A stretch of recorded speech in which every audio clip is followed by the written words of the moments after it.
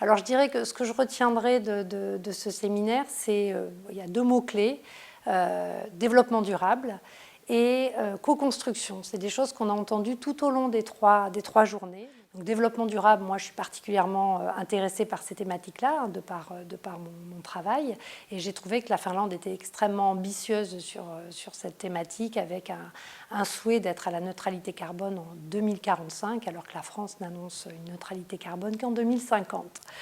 Voilà. Et la co-construction, très intéressant également, alors peut-être rendu facile parce que c'est un pays qui n'est que de 5 millions d'habitants, avec une homogénéité des habitants beaucoup plus forte qu'en France. Mais en tout cas, j'ai trouvé la démarche intéressante, que ce soit au niveau des villes, au niveau des universités, au niveau des entreprises, toujours être dans une démarche de co-construction où on fait adhérer en fait l'ensemble des parties prenantes en travaillant avec eux sur les modèles qui peuvent être intéressants.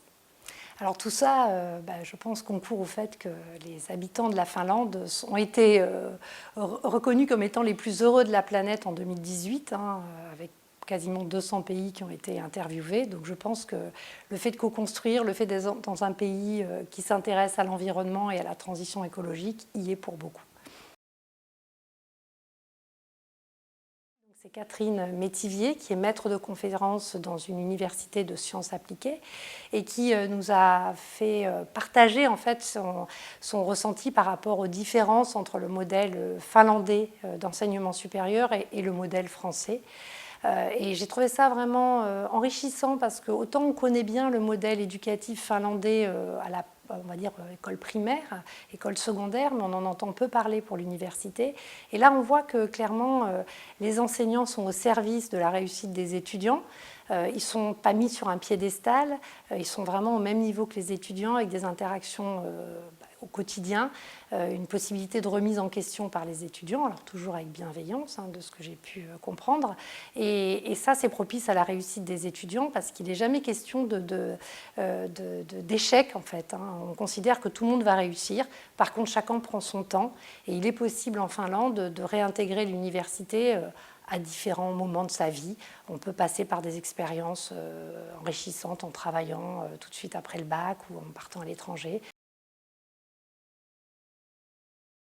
Alors, parmi les visites qu'on a réalisées, j'ai particulièrement apprécié la visite de l'université le deuxième jour, l'université des sciences appliquées de Lahti, parce que finalement, on se retrouve dans un environnement qui est particulièrement propice au bien-être, à la créativité et à l'apprentissage, avec un aménagement des locaux particulier qu'on n'a pas du tout l'habitude de voir dans des universités françaises, avec des espaces de travail, des espaces de repos, des espaces de détente. Et tout ça, je pense que c'est vraiment, vraiment propice à bien travailler ensemble, entre les étudiants, mais également entre les étudiants et les professeurs. J'ai bien aimé également, lors de cette visite, ce qu'on a pu apprendre sur les relations entre le monde académique et le monde des entreprises, avec des projets qui sont vraiment co-construits avec les entreprises et qui sont gagnant-gagnant, parce que les étudiants vont être mis face à des problématiques concrètes, et en même temps, les entreprises vont pouvoir détecter des talents, vont pouvoir fidéliser des jeunes. Et ça, j'ai trouvé que c'était intéressant et qu'on avait beaucoup à apprendre par rapport à ce modèle-là.